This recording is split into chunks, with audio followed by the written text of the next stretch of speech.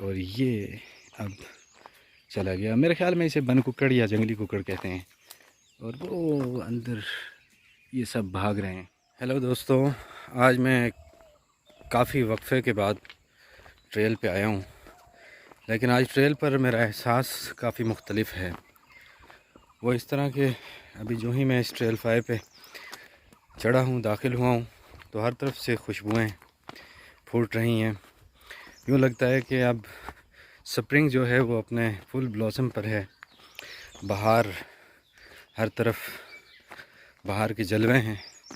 मैं कोशिश करूँगा कि आपको भी कुछ इन जलवों की झलक दिखा सकूँ। ये खूबसूरत दरख्त है। ये चंद दिन पहले जो मुझसे नागे हुए वॉक के अंदर, उस दौरान ये अभी फूल खिले नहीं थे। चंद दिन कबल जब मैं आया था तो इस दरख्त पर बहुत ही खूबसूरत सफ़ेद फूल लगे हुए थे और मैंने उनकी तस्वीर भी बनाई थी। और आज जो 10-12-15 दिन के वक्फे के बाद मैं आया हूँ, तो इन फूलों की जगह ये छोटे छोटे कोई फल हैं जो भी हैं। लेकिन आज मैं महसूस करता हूँ शायद लोगों का फ़्लो कम हुआ है, उसकी वजह से परिंदों को भी अपना भूला हुआ जो सबक है, जो नगमे हैं, वो याद आ गए। पस मंज़र में आपको परिंदों की चहचहाने की आवाज़ें आ रही होंगी। और इस वक्त वैसे भी माइटी मार्गलास जो हैं ये भी बड़े पुरहैबत और ख़ूबसूरत दिखते हैं। बादलों की भी कुछ टुकड़ियाँ या एक बारीक परत आसमान पर हमें दिख रही है। ये देखिए, ये कोई चीज़ है, कोई फल हैं छोटे छोटे।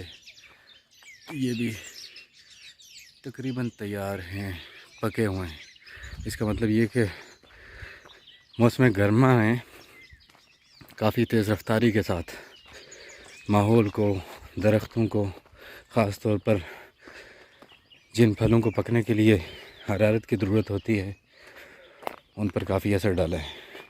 ये एक ब्लैक चीज़ है। अक्सर लोग ये जो फल है या जो भी चीज़ है इसे खाते दिखते हैं रहते हैं। अगर आप में से किसी को इसका नाम पता हो तो ज़रूर मेरे साथ शेयर कीजिए। असल में ये उसका इब्तदाई रास्ता है शुरू में, लेकिन जब ये डेंस हो जाता है, आगे जाकर जंगल ज़रा घना हो जाता है, जहाँ पे छाँव ज़्यादा है, वहाँ पे परिंदों की तादाद ज़रा ज़्यादा होती है। बाज़ औक़ात आपको जंगली मुर्ग और इस तरह के दूसरे परिंदे, बंदर और इस तरह की चीज़ें दिखाई देती रहती हैं। हाँ, ये भी मेरे ख़्याल में फूल हैं। अगर मैं गलत नहीं हूँ तो ये जंगली अनार या दाड़ू, जो बालाई इलाके हैं, कश्मीर के इलाके, जो पहाड़ी इलाके हैं, वहाँ पे इसे दाड़ू कहा जाता है। इसकी कलियाँ और इसके फूल जो इस वक्त तकरीबन तैयार हैं, वो यहाँ दिखाई देते हैं। ये कुछ परिंदों की खूबसूरत आवाज़ें हैं। मुझे असल में परिंदों को बहुत पहचानता नहीं, लेकिन ये परिंदा काफ़ी खूबसूरत आवाज़ में, और ये मुझे मेरी मौजूदगी का एहसास पाते ही इसने उड़ान भरी है इस दरख्त से। क्योंकि मैं इनके इलाके में इस वक्त घूम रहा हूँ, तो इसलिए मुमकिन है ये थोड़ा सा डिस्टर्ब भी होते हैं। और हाँ, एक चीज़ का मैं यहाँ मुशाहदा कर रहा हूँ कि अभी जब ख़ज़ां के आखिरी दिन थे तो यहाँ बहुत ज़्यादा तादाद में खुश्क पत्ते पड़े हुए थे, और जब उन पर आप चलते हैं तो एक चरचराहट की आवाज़ पैदा होती है। लेकिन चूँकि अब दरख्तों ने नया पैराहन पहन लिया है, तो जहाँ जहाँ से लोग गुज़रते हैं वहाँ वो जो खुश्क पत्ते थे वो पिस चुके हैं, वो ख़त्म हो चुके हैं। लेकिन जो अतराफ़ हैं वहाँ पे आपको अभी भी वो पत्ते नज़र आएंगे। वो ज़ाहिर है ये कुछ अरसे में गल सड़ जाएंगे और ये इन्हीं पौधों के लिए एक ऑर्गेनिक यानी कि खाद की शक्ल इख्तियार कर लेंगे। लेकिन जहाँ से लोग गुज़रते हैं वहाँ पे बस इनका आपको अब पाउडर सा नज़र आता है, वो ख़ास सरसराहट पैदा नहीं होती।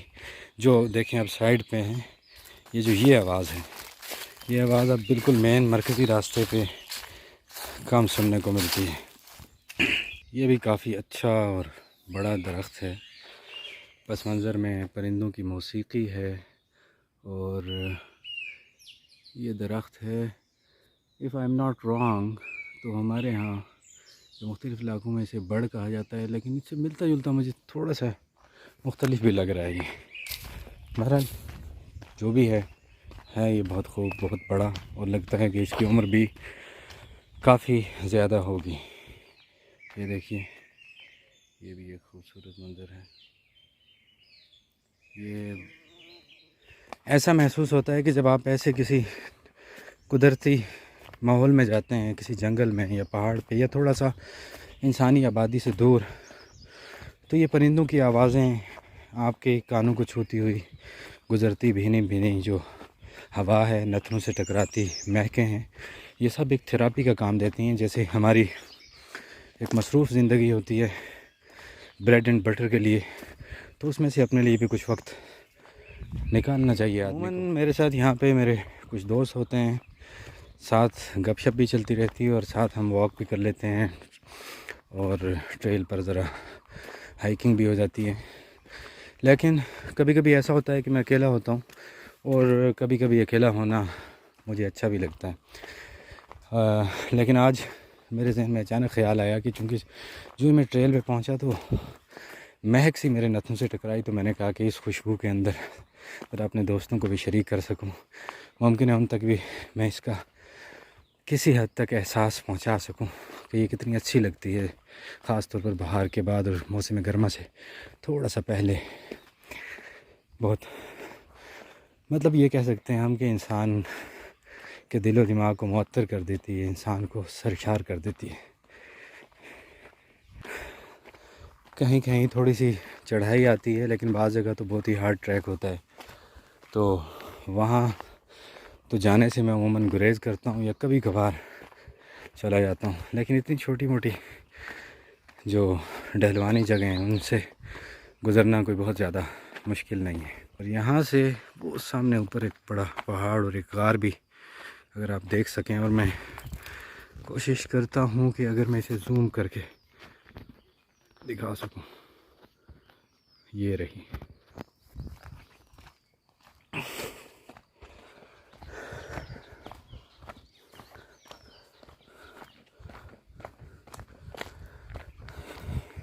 ये नज़र आ रहा है, अगर वो मुझे देख के भाग ना गया तो मैं उसका वो भी आपको दिखाऊंगा।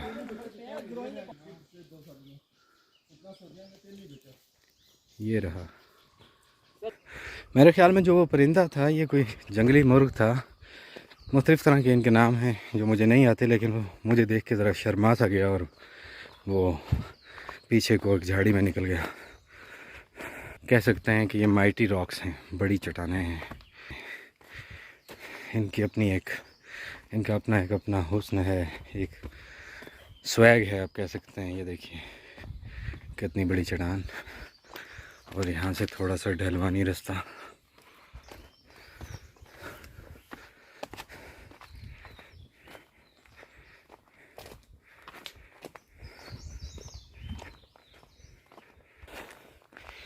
और इस रास्ते पर मुख्तलिफ़ जगहों पे मुख्तलिफ़ हिदायत भी लिखी हुई हैं कि जंगली जानवरों को तंग ना करें, पेट्स ना लाएं, खाने की चीज़ें ना लाएं, और कहीं कहीं आलूदगी से pollution is the only solution. लेकिन किसी हमारे हाइकर ने, किसी शरारती आदमी ने no pollution is the only solution से इसे ऑल्टर किया है, बदल दिया है, एडिटिंग की है इसमें। यहाँ जो सोंधी सोंधी सी खुशबू आ रही है वो सिर्फ फूलों की नहीं है, मुझे लगता है मिट्टी की भी कोई खुशबू है। और यहाँ किसी हद तक या थोड़े से ऊपर बालाई पे रात को बारिश हुई है, और उस बारिश के बाद जो मिट्टी की एक ख़ास किस्म की महक होती है जो अमूमन अच्छी लगती है हमें, तो वो महक भी मैं इस वक्त यहाँ महसूस कर रहा हूँ। वैसे अभी तक जो संगे मील है वो ये बता रहा है कि मैं 1.8 किलोमीटर चल चुका हूँ।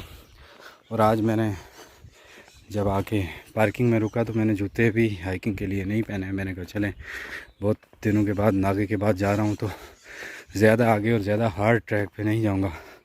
तो यही है कि मैं ज़रा आगे से वापस आ जाऊँगा। 1.8 हो गया तो इसका मतलब है कि मुझे 2 किलोमीटर से वापस आना चाहिए, और जब मैं वापस आऊँगा तो 2 और 2 4 किलोमीटर हो जाएंगे। और मेरे ख्याल में इतना कोटा एक फ़ानी इंसान के लिए काफ़ी होता है। यहाँ भी ज़रा मुख्तलिफ़ आवाज़ें हैं परिंदों की। खूबसूरत मोड़ है ये। और स्टिक भी मुझे मिल गई है एक, ये भी मैं हाथ में रख सकता हूँ। बीच में ये बिल्कुल एक हार्ड सी चट्टान है, बिल्कुल ढलवानी रास्ता है, इसको भी अबूर करना पड़ता है। लेकिन इससे भी ज़्यादा हार्ड रास्ते हैं आगे जाके, जिन पर फ़िलहाल मेरा अकेले जाने का कोई इरादा नहीं है। क्योंकि हार्ड ट्रैक्स जो होते हैं, चाहे वो ज़िंदगी में हो या आपकी रूटीन की इस तरह की हाइकिंग के अंदर हो, तो उन पे अकेला जाने का रिस्क हमेशा नहीं लेना चाहिए, कभी कभी हो जाता है। अब यूँ लगता है कि मैं पहले पड़ाव के करीब पहुंच गया हूँ। यहाँ पे एक ट्रेल 3 की तरफ मुड़ता है रास्ता और एक इसी ट्रेल 5 पर आगे की जानिब जाता है।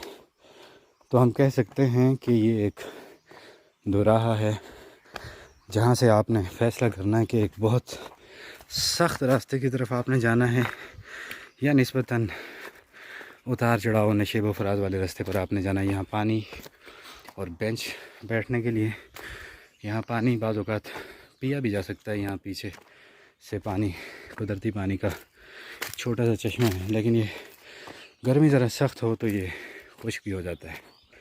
और मुझे महसूस हो रहा है इतने दिन बाद आते हुए कि मैं काफ़ी थक सा गया हूँ। मुझसे चंद मीटर फासले पर 2 जवान हैं, एक ने एक बैग उठाया हुआ है और वो जिस रफ़्तार से चल रहे हैं उससे मुझे लगता है कि वो भी थकन महसूस कर रहे हैं।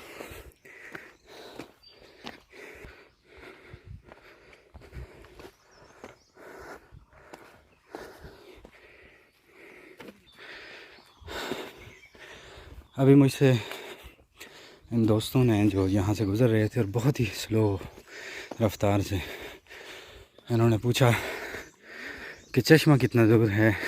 तो मैंने उन्हें कहा कि जिस रफ्तार से आप जा रहे हैं तो लगता ये है कि आप आध घंटा 20 मिनट तक पहुँचेंगे, लेकिन जिस रफ्तार से मैं जा रहा हूँ तो मैं अगले 7 मिनट में भी पहुँच सकता हूँ।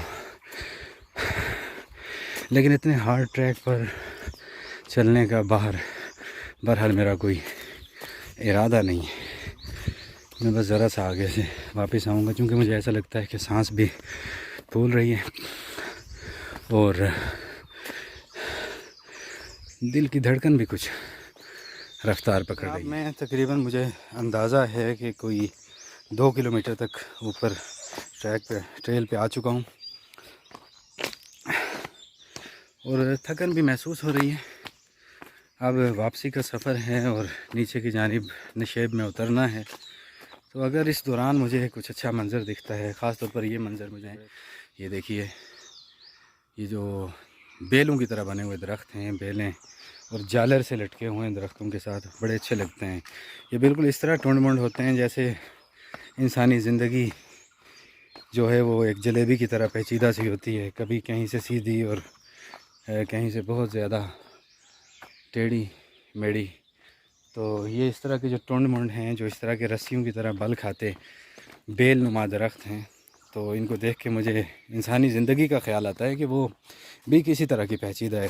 कहीं थोड़ा सा आगे तक से हमवार हो जाती है, कहीं उसमें नशेब आ जाता है, कहीं फराज आ जाता है, कहीं वो दूसरी ज़िंदगियों के साथ लिपटी हुई नज़र आती है और कहीं बिल्कुल एक अपनी अलग समत में तने तनहा ज़िंदगी काटती नज़र आती है। जैसे ये मेरे दाएँ जानिब ये बेल है, ये बिल्कुल अकेली है।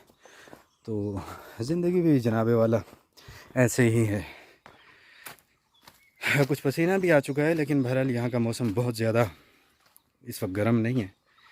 तो वापसी का सफ़र है, उम्मीद है कि मैं अगर एहतियात से चला तो पहुँच जाऊँगा। जंगल के बीच में मंगल है, यानी कि एक खजूर का दरख्त है बज़ाहिर, और मुझे नहीं पता कि ये फलदार भी होगा या सिर्फ़ एक अलामती खजूरों के साथ जो हमारा ताल्लुक़ है उसकी अलामत के तौर पर यहाँ मौजूद है। ये जो दोराहा है जहाँ से आप ट्रेल 3 की जानिब भी जा सकते हैं और ट्रेल 5 की जानिब भी जा सकते हैं, और इसके पीछे एक रेस्ट एरिया जो है जहाँ पे आपने रुकना है, आराम करना है, तो वहाँ पे अगर आप चाहें तो आप इबादत भी कर सकते हैं। तो उसके लिए जाए नमाज और मुसल्ले भी मौजूद हैं, और अक्सर मैं देखता रहता हूँ कि कुछ लोग यहाँ पे नमाज भी अदा करते दिखाई देते हैं। पसीना बहरहाल अच्छा है, निकला है पसीना, और काफ़ी है मेरे ख्याल में 2 किलोमीटर काफ़ी होता है। वो ज़रूरत से ज़्यादा अपना और अपने जिस्म का इम्तिहान नहीं लेना चाहिए, तो इसलिए मैंने ये फ़ैसला किया कि 2 किलोमीटर से मुझे वापसी का सफ़र करना चाहिए।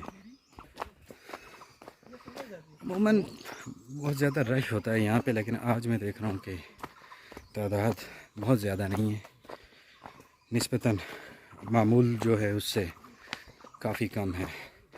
लेकिन बहरहाल फिर भी कुछ लोग हैं जो मौसम की कैद से आज़ाद अपनी रूटीन जो है वर्कआउट की उसे पूरा करते हैं। तो मैं तो उनमें नहीं हूँ, लेकिन मैंने भी आज एक एक्सेप्शनल इक़दाम उठाया है, तो मैं इस वक्त यहाँ मौजूद हूँ।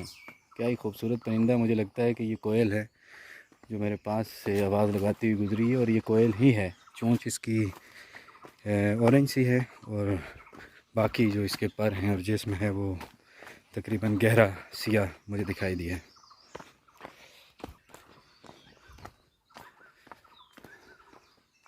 देख के बताता हूँ, टाइम हो गया है 4:31, 4:30 मिनट, 4:30 बज चुके हैं। ये एक बाबा जी हैं जिनके साथ जो मुझसे टाइम पूछ रहे थे, तो ये यहाँ के रेगुलर विज़िटर हैं। अक्सर मैं इन्हें देखता रहता हूँ, यहाँ पे आते हैं और इस उम्र में भी ये वर्कआउट करते हैं। तो भाई ये वापसी का सफ़र था, और मैं कोशिश करूँगा आगे भी कोई अगर दिलचस्प चीज़, दिलचस्प पौधा, कोई फूल, कोई दरख्त, कोई पेड़ मुझे दिखता है तो उसे मैं रिकॉर्ड कर लूँ, आपको दिखाऊँ। लेकिन मुझे उसके लिए कैमरे को जो है उसका रुख दूसरी तरफ मोड़ना होगा, और मुझे नहीं पता कि वो वीडियो के दौरान ये 2 परिंदों के दरमियान भी कुछ बातचीत जारी है वैसे, और काफ़ी खूबसूरत, मुझे कोई रोमानवी सी बातचीत और रोमानवी से हालात लग रहे हैं। लेकिन अच्छा है, चलें, इनकी दुनिया है और अच्छा लगता है देखना। तो आगे मैं दिखाऊंगा अगर कुछ मनाजिर हुए तो चलते हैं। काफ़ी जो थोड़ा बहुत हमने रेस्ट करना था वो हमने कर लिया है। अब कुछ लोग आना शुरू हुए हैं, मेरे पास से गुज़र रहे हैं।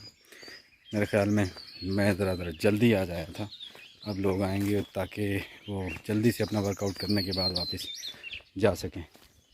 परिंदे भी जो हैं, वैसे ये फैक्ट बयान कर रहा हूँ कि आज जिस तरह से परिंदों की चहचहाहट में सुन रहा हूँ, अमूमन ऐसा होता नहीं है। शायद ये बारिश के बाद परिंदों की सरशारी है, या फिर कोई और ख़ास वजह है, या उनका जो ब्रीडिंग सीज़न है वो आ चुका है। कोई भी वजह है कि ये जो उनकी आपस में दिल लगी और उनकी जो ये आवाज़ें हैं और फुदकना और एक दूसरे के साथ मिल के उड़ना, और एक दरख्त से वो एक गाना है या कोई माहिया है कि कभी इस शाख पे कभी उस शाख पे, कभी इस टाली पे कभी उस टाली पे। तो ये जो कुछ हो रहा है इससे मुझे लगता है कि या तो इनका ब्रीडिंग सीज़न है, और या फिर बारिश के बाद ऐसा परिंदों की दुनिया में इस तरह की सरशारी का मंज़र देखा जाता है।